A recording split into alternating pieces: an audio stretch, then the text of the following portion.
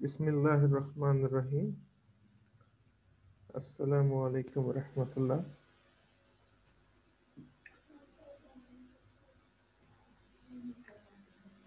सब दोस्तों को मेरी आवाज़ आ रही है जी?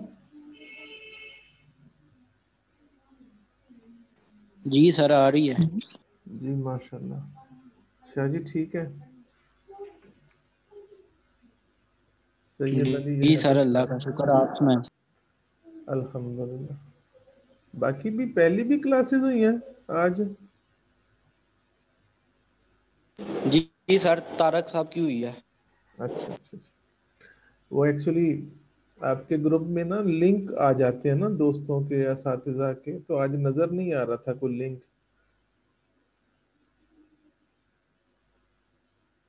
अच्छा जी। जी सर लिंक नहीं है, वैसे क्लासेस हुई हैं। चले जज़ाकल्लाह। इस वक्त 10 दोस्त मौजूद हैं, तो आज का लेक्चर शुरू करते हैं। ये मैंने आपको लास्ट टाइम जो एक छोटा सा आइडिया दिया था, वो कार्डिनल नंबर्स का एक्सपोनेंशियल फॉर्म होना, कि किसी कार्डिनल नंबर अल्फा की पावर में किसी दूसरे कार्डिनल नंबर को लेना। वैसे तो सेम भी हो सकते हैं, अल्फा की पावर अल्फा भी हो सकती है, तो अल्फा की पावर बीटा, यानी cardinal number in exponential form. तो अब तक तो मुझे उम्मीद है कि आपको काफ़ी आइडिया हो चुका होगा कार्डिनल नंबर्स के हवाले से, कि एडिशन में सेट्स का यूनियन होता है, कार्डिनल नंबर्स की मल्टीप्लिकेशन में सेट का कार्टेशियन प्रोडक्ट होता है। और आज के लिए कुछ मुख्तसरन, कि अगर आप किसी कार्डिनल नंबर को किसी कार्डिनल नंबर की पावर में लिखते हैं, तो बज़ाहिर सामने तो आपको अल्फा की पावर बीटा नजर आएगा, मगर बैकग्राउंड में क्या होगा? अगर अल्फा कार्डिनल नंबर है सेट ए का और बीटा कार्डिनल नंबर है सेट बी का, तो फिर इसका मतलब ये है जी कि जनाब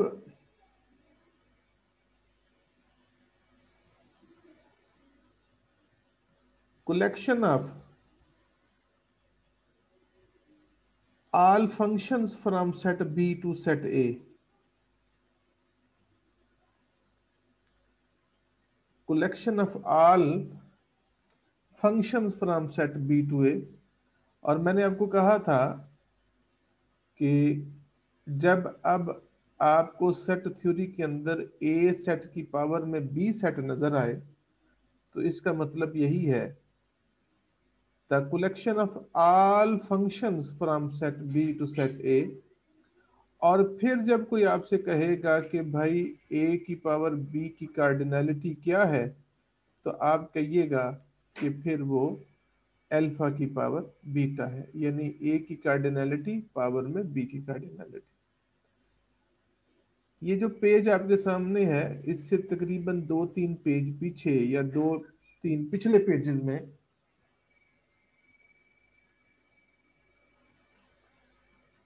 इसी कार्डिनलिटी के एक्सपोनेंशियल फॉर्म पे कुछ थ्योरम्स हैं।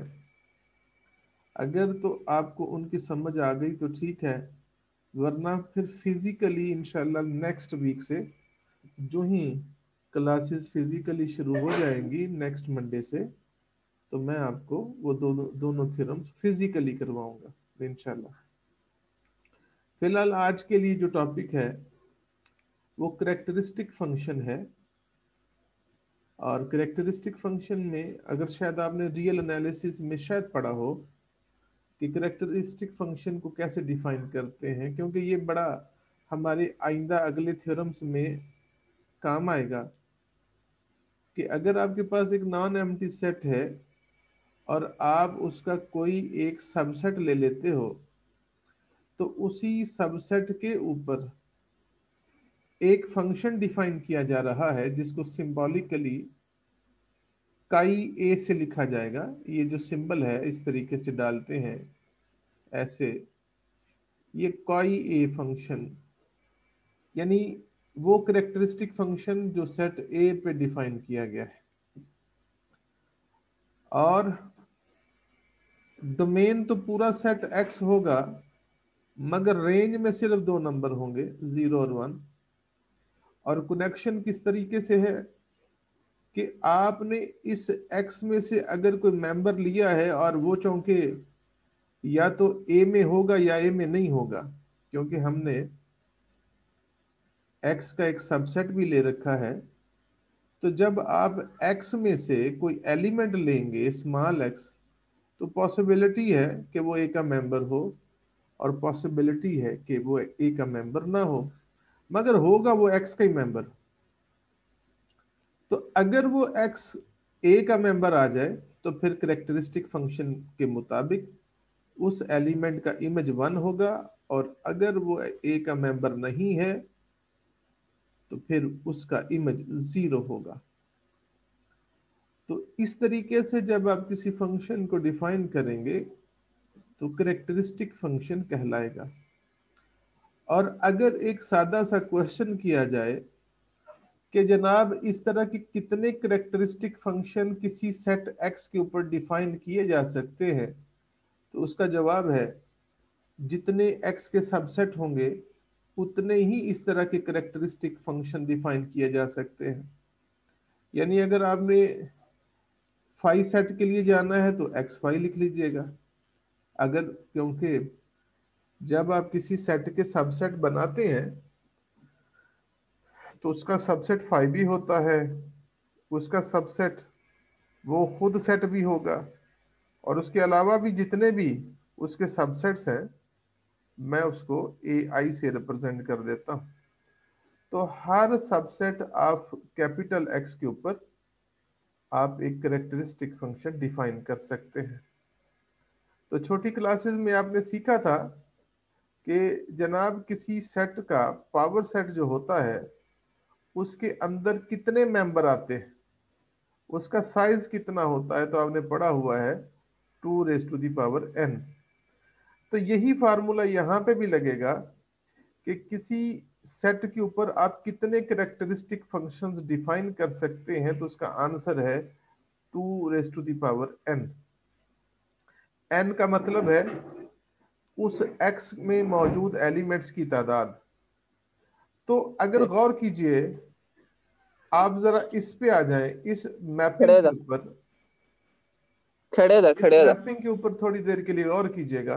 और जो मैंने थोड़ा सा पहले आपको सिंबल बताया कि जब आप कहते हैं कि आपने बी सेट से सेट ए की तरफ ओ थे जाना फंक्शंस डिफाइन किए हैं, आप चल उठो मैं लिखता आप उनको ए की पावर बी लिख सकते हो। The collection of all possible functions from b to a can be written as a raised to the power b। तो इस सूरत में आप क्या कहेंगे कि जब आपने सेट x से सेट 0 1 की तरफ जो मैपिंग डिफाइन की है, लिखने को तो हम इस तरह लिखते हैं, यानी मैं एक अंदाज आपको बताता हूँ। मुख्तलिफ राइटर्स ने अपनी अपनी किताबों के अंदर मुख्तलिफ अंदाज अपनाए हैं। यानी ये जो सिंबल है ये रिप्रेजेंटेशन है the set of all possible functions define from set X to 0 1। और इसका दूसरा मानी ये भी है, दूसरा अंदाज ये भी है 2 raised to the power x। कुछ लोग इस तरीके से भी लिखते हैं 2 raised to the power x, जिसका मतलब है the possible functions from set x to a set containing just two elements. तो ये जो टू आपको बेस में नजर आ रहा है, ये बेसिकली उस सेट के एलिमेंट्स की तादाद की रिप्रेजेंटेशन है। तो अगर जब आपको इस तरीके से कोई सेट नजर आएगा 2 raised to the power x, तो इसकी कार्डिनलिटी होगी 2 raised to the power cardinal number of x। तो ये भी एक एक्सपोनेंशियल फॉर्म आ गई कार्डिनल नंबर की। तो ये चीजें अभी आगे अगले पेज पे मैं आपको दोबारा शेयर करता हूं। तो देखिएगा कि जनाब यहाँ एक सी एक्स सिंबॉलिक रिप्रेजेंटेशन है, जिसका मतलब ये है कि ये क्या है, ये तमाम करेक्टरिस्टिक फंक्शंस का सेट है जो आपने सेट एक्स के ऊपर डिफाइन किए हैं। और इस करेक्टरिस्टिक ये कितने बनेंगे, जितना एक्स का जितने एक्स के सबसेट होंगे। तो ये नीचे एक एग्जांपल भी है कि आपके पास एक सेट एक्स है जिसके 3 मेंबर हैं। तो आप ना, अगर आपसे कोई ये कहे कि सेट सी एक्स मालूम करें, तो इसका मतलब ये है कि आपने जितने भी पॉसिबल करेक्टरिस्टिक फंक्शन बन सकते हैं वो बनाने हैं। तो वैसे भी एक ज़बानी याद रख लें कि जितना x का साइज है उसको 2 की पावर में लिख लें तो ये 8 आएगा। जितने किसी सेट के पावर सेट के मेंबर होते हैं उतने करेक्टरिस्टिक फंक्शंस होते हैं, क्योंकि करेक्टरिस्टिक फंक्शन जो होता है वो हर सबसेट के लिए अलग-अलग से डिफाइन किया जाता है। तो देख लें, आपके सामने है। ये सबसे पहला है कि जनाब, अगर आपने यहां पे देखे ना, ये सेट फाई के लिए ये देख लें, ये जो f1 करेक्टरिस्टिक फंक्शन है, अगर थोड़ी सी आप तवज्जो करें, f1 ये बेसिकली करेक्टरिस्टिक फंक्शन है फाई के लिए। यानी अगर मैं आपसे कहूं कि इस करेक्टरिस्टिक फंक्शन को डिफाइन करें, क्योंकि करेक्टरिस्टिक फंक्शन डिफाइन होता है सेट x से 0 1 के लिए। तो अब चूंकि मेरे पास इस सेट फाइव में कोई मेंबर ही नहीं है, तो अगर x में से मैं जितने भी एलिमेंट्स लूंगा वो x के ही मेंबर होंगे, फाइव के नहीं होंगे। क्योंकि इस करेक्टरिस्टिक फंक्शन का इमेज 1 तब होगा जब मैंने जो x लिया है कैपिटल x से, जो मैंने x कैपिटल x से लिया है, अगर वो फाइव का मेंबर होगा तो 1 आएगा ना। ये देखें, ये देख लें, ये सेट को जोड़ लें आपस में, तो फाइव के अंदर तो मैपिंग, फाइव में तो कोई एलिमेंट होता नहीं है, इसलिए इस करेक्टरिस्टिक फंक्शन में x के हर एलिमेंट का इमेज 0 0 होगा। ये आपके सामने। और इसके बाद ये जो f2 है, अगर आप सोचिएगा कि इसमें जो सेट जिस पे आपने करेक्टरिस्टिक फंक्शन डिफाइन किया है उसके मुताबिक सिर्फ एक मेंबर का इमेज 1 है, बाकी दोनों मेंबर का इमेज 0 है। तो इसका मतलब ये है कि जो f2 है वो जिस करेक्टरिस्टिक फंक्शन सेट पे डिफाइन हुआ है, अगर मैं उस सेट का नाम b रख लूं तो उस b सेट के अंदर सिर्फ और सिर्फ z आता है। तो इसी अंदाज को आपने साइक्लिक आर्डर के साथ फिर, यानी फिर आपने y ले लिया सिंगल एलिमेंट वाला सबसेट, फिर आपने x ले लिया, यहाँ फिर आपने 2 मेंबर्स वाला सबसेट लिया है x और y, यहाँ x और z ले लिया, यहाँ y और z ले लिया, और आखिर में आपने ये जो आपको f8 नजर आ रहा है ये पूरे सेट का करेक्टरिस्टिक फंक्शन है। जब पूरे सेट का करेक्टरिस्टिक फंक्शन होगा तो आप देखेंगे कि हर एलिमेंट का इमेज आप यहां नजर आ रहा है वो 1 है। मतलब ये है कि एक्स बी, वाई बी और जी बी आपके उस सेट के मेंबर हैं जिस सेट के ऊपर आपने वो करेक्टरिस्टिक फंक्शन डिफाइन किया है। तो आप ये काउंट करें, ये कितने आपने फंक्शन डिफाइन किए, 8 फंक्शन डिफाइन किए हैं। तो आज के बाद अगर कोई आपसे कहता है कि ये जो सी एक्स है इसकी कार्डिनलिटी बताइए, सी एक्स की कार्डिनलिटी, तो इसका मतलब ये है कि आपने बेसिकली कार्डिनलिटी बतानी है 2 raise to the power X की, 2 raise to the power X की। तो उसके बाद आप लिखेंगे 2 की पावर 3 जो कि 8 के बराबर आएगा। इसी का जिक्र उसने यहाँ नीचे भी किया है कि एक पॉइंट याद रखिएगा कि किसी सेट ऑफ करेक्टरिस्टिक फंक्शन की जो कार्डिनलिटी है वो उसी सेट के पावर सेट की कार्डिनलिटी के बराबर है। क्योंकि एलिमेंट्स की तादाद सेम है, नेचर सेम ना भी हो, करेक्ट उनकी जो नंबर ऑफ वैल्यूज हैं वो सेम है। तो इस तरीके से, यानी मैं आपको इस चीज को थोड़ी सा अलहदा से वजाहत कर देता हूं कि इसका मतलब क्या है। कि पावर सेट किसी सेट का और किसी सेट के जितने भी करेक्टरिस्टिक फंक्शंस हैं उनका, ये उनकी कार्डिनैलिटी क्यों बराबर होती है? इसलिए कि वो आपस में इक्विवेलेंट होते हैं। जो सेट आपस में इक्विवेलेंट हों उनकी कार्डिनैलिटी बराबर होगी। और फिर जब आपने इनके दरमियान अगर मैपिंग डिफाइन करनी है तो ले, आप यहाँ px में x के सबसेट लेंगे तो आप इधर लिखेंगे फाई, तो मुकाबले में आपके पास करेक्टरिस्टिक फंक्शन होगा फाई का। अगर मुकाबले में यहाँ कैपिटल X लेते हैं तो यहाँ आपके पास कैपिटल X का करेक्टरिस्टिक फंक्शन होगा। अगर सेट आप लेते हैं x का सबसेट a, तो मुकाबले में यहाँ पे करेक्टरिस्टिक फंक्शन x का ही a होगा। अगर आपके पास सेट b है यहाँ पे तो उसका मुकाबले में करेक्टरिस्टिक फंक्शन b होगा। मतलब कि जितने भी यहाँ पे आपके x के सबसेट होंगे, आपका मुकाबले में उसके मुकाबले में यहाँ पे हर सेट के लिए एक करेक्टरिस्टिक फंक्शन होगा, जिससे आप कहेंगे कि ये मैपिंग जो है ये 1-1 भी है और ऑन टू भी है। तो इसी चीज का जिक्र जी मेरे पास अगले पेज के ऊपर है, मैं वो आपको दिखाता हूं। ये कहता है साबित करें कि जो कार्डिनैलिटी है किसी सेट ए के करेक्टरिस्टिक फंक्शंस की, अब इस थ्योरम के अंदर उसने कैपिटल एक्स को रिप्लेस कर दिया है कैपिटल ए से, वरना बात एक ही थी। बात दो नहीं है, एक ही है, कैपिटल एक्स या कैपिटल ए।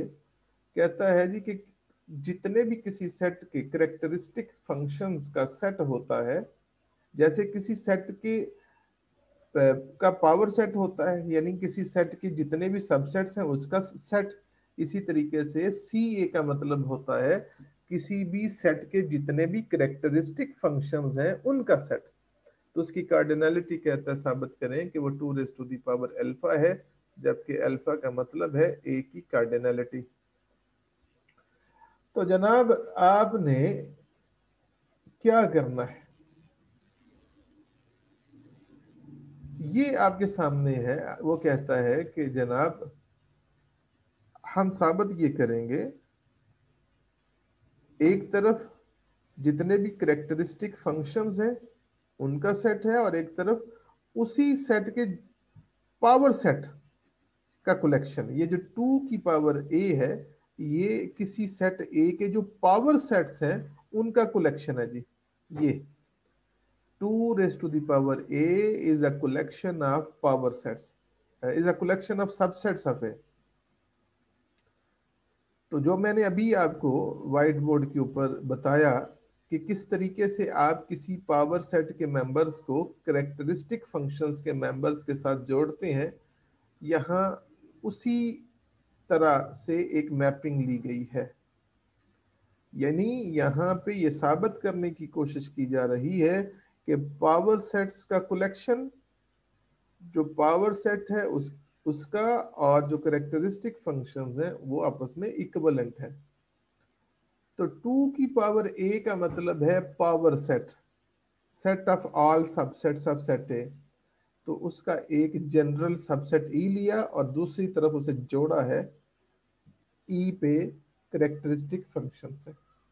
ये लिखा है E is a subset of A, E A का सबसेट है और ई 2 a को बिलोंग करता है। मतलब ई जो है वो पावर सेट ऑफ ए का मेंबर है।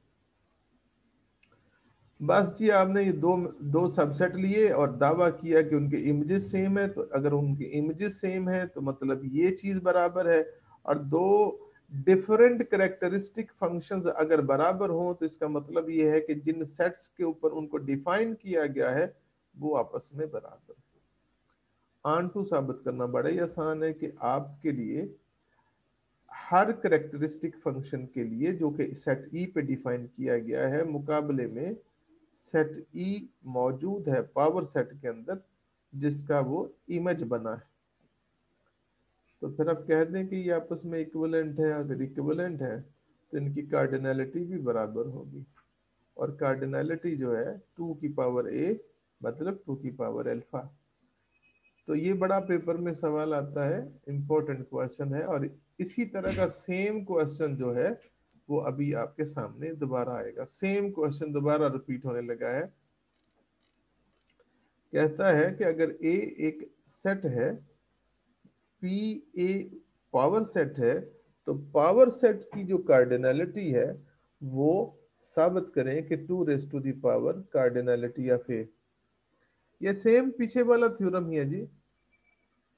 तो उसने यहाँ पे भी वही चीज अपनाई है, पावर सेट 0 1 ए, वही करेक्टरिस्टिक फंक्शन। यानी यहाँ पे 0 1 की पावर ए को characteristic collection of collection of characteristic functions represent किया गया है। ये देख ले कि 0 1 रेज टू दी पावर ए जो है, इसका मतलब है कि सेट ए से 0 1 की तरफ जितने भी करेक्टरिस्टिक फंक्शंस हैं, और आगे वही मैपिंग जो पिछले थ्योरम के लिए थी, सेम टू सेम। यानी उसको इस तरीके से साबित किया गया है कि ये आपस में 1 1 और आन 2 है। पीछे वाले थ्योरम को आप रिपीट कर लेंगे तो यहाँ पे पहुंच जाएंगे कि जनाब ये आपस में इक्विवेलेंट है, कार्डिनलिटी बराबर है। तो ये कार्डिनलिटी आ जाएगी 0 1 की पावर ए। तो 0 1 एक फाइनाइट सेट है, इसकी कार्डिनलिटी 2, और सेट ए की कार्डिनलिटी जो भी होगी, आपने इसको अल्फा बोला है, या कार्डिनलिटी एफ ए। ये दो छोटी छोटी सी एप्लीकेशंस हैं, मे भी शायद वो आपसे पूछ ले, या इसी तरह की कोई एग्जाम्पल आपसे पेपर में पूछ ले कि जनाब कोई एक ऐसी एग्जाम्पल बताइए जिसमें एक सेट ए और बी दोनों की कार्डिनलिटी तो सी है, सेट ए और बी की कार्डिनलिटी सी है, यानी दोनों अनकाउंटेबल सेट हैं, मगर जब ए में से बी को माइनस करें तो वो फाइनाइट आए। यानी सी में से सी माइनस करें तो फाइनाइट आंसर आए। यहां इसका ये कहने का मतलब है A minus B is non empty, finite answer है। यानी इनफाइनाइट सेट में से जब इनफाइनाइट सेट की कार्डिनलिटी माइनस करें तो 0 नहीं आती, एक फाइनाइट नंबर अभी आपके सामने। और फिर वो कहता है कि अगर ए में से बी कट करें तो आंसर जो है वो काउंटेबल है। यानी ए की कार्डिनलिटी भी सी है, बी की भी सी है, मगर उनके जो डिफरेंस से आने वाला नया सेट है वो डीन्यूमरेबल हो। तो आप गौर कीजिएगा, मैं दूसरी एग्जांपल पहले करता हूं कि आप एक सेट रियल नंबर्स का ले लें, एक इरेशनल नंबर का ले लें। मैंने ये जो सेट यहां लिखे हैं ये दोनों के दोनों अनकाउंटेबल है, इन दोनों की कार्डिनलिटी सी है। अब आपको पता है कि जो रियल नंबर्स हैं वो बराबर होते हैं रैशनल यूनियन इरेशनल। अब जब अगर आपसे कोई ये कहे कि आर में से क्यू डैश माइनस कर दें तो क्या आएगा, क्यू आएगा। तो इन दोनों की तो कार्डिनलिटी सी है, मगर आने वाले रिजल्टिंग जो सेट है उसकी कार्डिनलिटी अल्फा है, क्योंकि रैशनल नंबर्स का जो सेट है वो काउंटेबल होता है। तो बात मुकम्मल हो जाएगी। इसी तरह मुकाबले में ऊपर वाला सेट देखिएगा, नोट कीजिएगा, वो कहता है कि जनाब एक तो सेट ऑफ रियल नंबर्स लिए हैं और एक दूसरा सेट लिया है जिसमें आते तो सारे रियल नंबर्स हैं, सिर्फ उन रियल नंबर को छोड़ दें जो इस इक्वेशन का सलूशन बनते हैं। यानी इस इक्वेशन के सलूशन में कौन कौन से नंबर आएंगे, 1 और -1। इन दोनों नंबर को छोड़ दें, बाकी सारे रियल नंबर ले लें।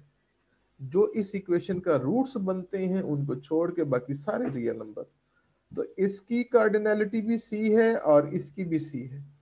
जब ए में से बी माइनस करेंगे तो सिर्फ वो वैल्यूज रह जाएंगी जो यहां हम छोड़ के आए थे। जब ए में से बी माइनस करेंगे तो रियल नंबर में से सिर्फ वो नंबर आएंगे जो हमने यहाँ बी सेट में छोड़े थे, बाकी तो सारे रियल नंबर लिए थे। तो ए और बी की कार्डिनलिटी तो सी है, मगर रिजल्टिंग सेट की कार्डिनलिटी सिर्फ दो एलिमेंट्स पे मुश्तमिल होने की वजह से 2 है, जो कि फाइनाइट है। तो ये हमने ऐसे दो सेट्स की एग्जांपल दी है जो खुद तो अनकाउंटेबल है, मगर उनका डिफरेंस या फाइनाइट आता है या काउंटेबल आता है। आगे जी, छोटी छोटी बातें। कार्डिनलिटीज में इन इक्वालिटी का जो कॉन्सेप्ट है, वो जब दो सेट आपस में इक्विवेलेंट होते हैं तब हम कहते हैं कि वो सेट्स की जो कार्डिनलिटी है वो बराबर है। मगर इन इक्वालिटी का कॉन्सेप्ट कब आएगा? देखिएगा, आपसे कोई ये कहता है कि जनाब सेट ए जो है वो सेट बी के इक्विवेलेंट है, तो इससे आप कहेंगे, अगर मैं कहूं कि सेट ए की कार्डिनलिटी अल्फा है और बी सेट की बीटा है, तो जब दो सेट्स आपस में इक्विवेलेंट होते हैं तो उनकी कार्डिनलिटी फिर बराबर होगी, ये अल्फा इज इक्वल बीटा। अब अगर फर्ज करें कि सेट ए बी के साथ बाइजेक्टिव मैपिंग तो नहीं बनाता, यानी ये बाइजेक्टिव मैपिंग तो एग्जिस्ट नहीं करती, हां 1-1 की मैपिंग एग्जिस्ट करती है, ऑन टू नहीं है, ऑन टू नहीं है, सिर्फ 1-1 है, सिर्फ 1-1 है। उस सूरत में हम ये कहेंगे कि फिर जो अल्फा है वो बीटा से लेस होगा। या इसका यूं भी अंदाज अपनाते हैं कि अगर आपके पास एक सेट ए है और सेट बी है, और अगर सेट ए सेट बी के साथ बाइजेक्टिव मैपिंग नहीं बनाता बल्कि सेट ए बी के एक सबसेट के साथ बाइजेक्टिव मैपिंग बनाता है, यानी एक ऐसी मैपिंग जो डिफाइन की जा रही है वो ए और बी के सबसेट के साथ के दरमियान की जा रही है, तो हम कहेंगे अगर ए सेट जो है वो बी के साथ इक्विवेलेंट नहीं है बल्कि बी के एक प्रॉपर सबसेट के साथ बाइजेक्टिव मैपिंग बनाता है, उस सूरत में हम कहेंगे कि जो अल्फा है वो बी से लेस है। और एक लफ्ज यहाँ पे नोट्स में लिखा है वो भी बोल देता हूँ। उस सूरत में फिर हम कहते हैं कि ए और बी आपस में इक्विवेलेंट तो नहीं है, बल्कि इस तरीके से एक सिंबल यूज किया जाता है, हम कहते हैं ए बी को प्रोसीड करता है, सेट ए सेट बी को प्रोसीड करता है। अगर एक सेट ए सेट बी के साथ जस्ट 1-1 की मैपिंग बनाता हो तो हम कहते हैं कि ए बी को प्रोसीड करता है और अल्फा बीटा से लेस है। और अगर कहीं ये ऑप्शन भी हो कि जनाब वो 1-1 और ऑन टू दोनों ऑप्शंस रखता है, ये पॉसिबिलिटी हो सकती है, यानी हम ऑन टू को भी एक स्पेशल केस समझ के डाल लें, तो हम कहते हैं कि अल्फा जो है वो बीटा को प्रोसीड करता, ए सेट बी को प्रोसीड करता है, और उस सूरत में हम कहते हैं कि alpha is less than equal to B, यानी उसमें इक्वालिटी का भी कॉन्सेप्ट देते हैं। और जब कोई सेट ए बी को प्रोसीड करे तो उल्टी तरफ से हम कहते हैं कि जो बी सेट है वो सेट ए को डोमिनेट करता है। तो इस चीज का जिक्र यहाँ नोट्सों में भी है, माशाल्लाह 15 स्टूडेंट्स। अब ये पढ़ लीजिएगा कि अगर ए और बी दो सेट्स हैं तो हम कहते हैं कि जो सेट ए है वो बी सेट को प्रोसीड करता है if there exist a 1-1 mapping from set A to set B. अलामती तौर पे इस तरीके से रिप्रेजेंट किया जाता है। और साथ एक और भी है कि अगर ए सेट तो बी को प्रोसीड करे मगर ए बी के साथ बाइजेक्टिव मैपिंग ना बनाता हो तो फिर हम कहते हैं कि सेट ए बी को प्रोसीड तो करता है मगर स्ट्रिक्टली प्रोसीड करता है, जिस सूरत में हम कहेंगे कि फिर उनकी कार्डिनलिटी जो ए की है वो बी की कार्डिनलिटी से लेस है। वरना जनरली अगर सेट ए बी को प्रोसीड करता हो तो हम इतने ही लिख देते हैं कि P is less than equal to Q। तो यहाँ जो इस पेज के ऊपर आर्टिकल है वो इन इक्वालिटी के तस्वर को वाजे करता है कि जरूरी नहीं है कि हमेशा हर सेट दूसरे सेट के साथ बाइजेक्टिव मैपिंग बनाए। जैसे मैं आपको फिर एक चीज देता हूँ मिसाल के तौर पे कि अगर आपके पास एक तरफ जो है एक सेट है जिसमें 1 2 3 है और दूसरी तरफ में जो सेट है उसमें ए है, बी है, सी है, डी है, ई है। अब अगर मैं आपसे कहूं कि इनके दरमियान कोई मैपिंग इस तरह डिफाइन करें जो 1 1 भी हो और ऑन 2 भी हो तो 1 1 तो हो सकती है, यानी आप 1 को ए से, 2 को बी से, 3 को सी से कनेक्ट कर दे, मगर आप इसे ऑन 2 नहीं बना सकते। ये मैपिंग जो मैं आपके सामने मैंने बनाई है ये कभी भी ऑन 2 नहीं होगी। इस सीरत में हम कहेंगे कि ये जो सेट ए है ये सेट बी को प्रोसीड करता है और स्ट्रिक्टली प्रोसीड करता है, क्योंकि यहाँ ये जो इस सेट ए की कार्डिनलिटी है वो इस सेट की कार्डिनलिटी से लेस है। जब लेस देन आए तो हम स्ट्रिक्टली लफ्ज बोलते हैं।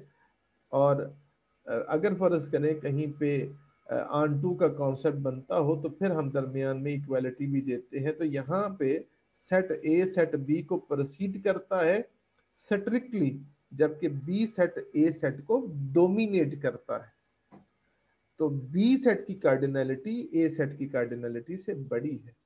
तो किसी सेट की कार्डिनलिटी किसी दूसरे सेट से अगर छोटी है या बड़ी है तो इसका मतलब ये है कि उनके दरमियान बाइजेक्टिव मैपिंग एग्जिस्ट नहीं करती, बल्कि उनके दरमियान 1 1 मैपिंग एग्जिस्ट करती है। ऑन 2 हो भी सकती है, नहीं भी हो सकती। तो यहाँ इसी प्रोसीडिंग के हवाले से कि अगर अल्फा बीटा से लेस देन और इक्वल टू है, मतलब एक सेट ए बी सेट के साथ 1 1 की मैपिंग बनाता है, तो कहता है कि साबित करो कि इस तरह का जो रिलेशन होता है वो रिफ्लेक्सिव भी होता है और ट्रांजिटिव भी होता है। Let alpha and beta be the cardinal numbers, then prove that alpha is less than equal to beta is reflexive and transitive। तो इसमें कोई नई बात नहीं है, आपने पढ़ा हुआ है कि हर सेट अपने साथ 1 1 की मैपिंग बनाता है। आपने जब प्रोसीडिंग की टर्म को इस्तेमाल किया है तो इसका मतलब ये है कि जो भी आप दो सेट लेंगे उनके दरमियान 1 1 का कॉन्सेप्ट लेके आना है, ऑन 2 को नहीं डिस्कस करना। तो हर सेट अपने सेट के साथ 1 1 की मैपिंग जरूर बनाता है इस ट्रांसफॉर्मेशन के तहत।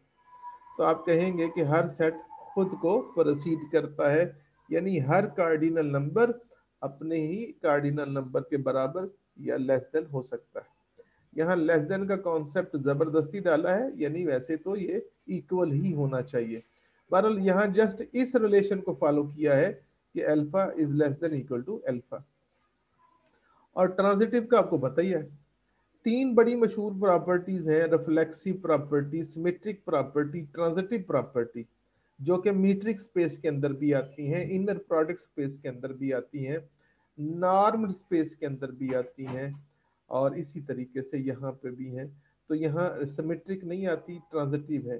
ट्रांजिटिव का मतलब ये है कि अगर alpha less than equal to beta हो और beta less than equal to gamma हो तो फिर पक्की बात है कि alpha less than equal to gamma होगा। ये ट्रांजिटिव प्रॉपर्टी है। तो इसका मतलब ये है कि अगर एक सेट ए है जो बी के साथ 1 1 की मैपिंग बनाता है और बी सेट जो है वो सी के साथ 1 1 की मैपिंग बनाता है, तो फिर एक ऐसा मैपिंग डिफाइन किया जा सकता है सेट ए से सी की तरफ जो 1 1 की मैपिंग बनाता हो। तो ये देख लें, आपके सामने उन्होंने ये किया हुआ है कि ए से सी की तरफ है, एक ए से बी की तरफ एफ है, बी से सी की तरफ जी है, और फिर एक कंपोजिट फंक्शन जी डॉट एफ लिया है ए से सी की तरफ, जो साबित करेगा कि ये ए से सी की तरफ 1 1 की मैपिंग बनाता है, जिससे आप कहेंगे कि ए सेट सी को प्रोसीड करता है, जिससे आप कहेंगे कि उनके कार्डिनल नंबर जो है alpha is less than equal to gamma.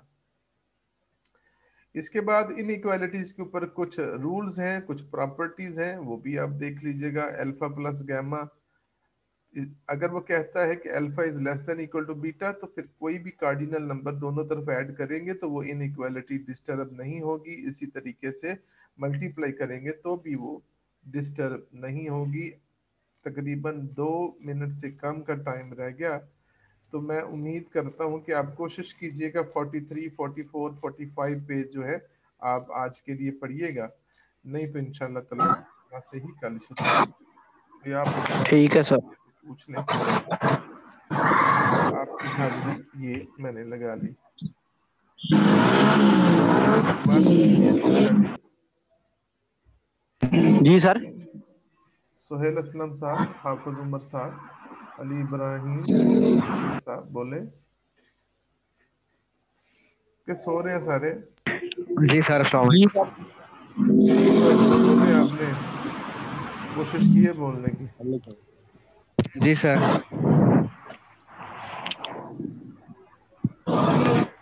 आपकी आवाज नहीं आ रही कि आपने बोला ही नहीं? सर बोल रहा हूँ, आवाज शायद नहीं आ रही आप। हेलो। सर जी मुझे जी आपकी सर। आवाज आ रही है। मुझे आपकी आवाज नहीं आ रही। सर किसी की भी नहीं आ रही। हेलो। अस्सलाम वालेकुम सर।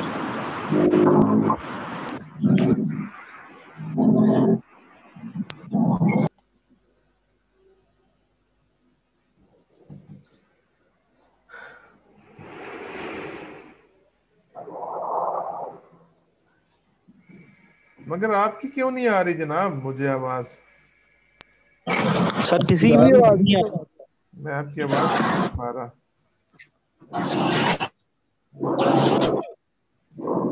चले कोई बात नहीं, इंशाल्लाह नेक्स्ट टाइम बात होगी है। शुक्रिया। अस्सलाम वालेकुम। वालेकुम।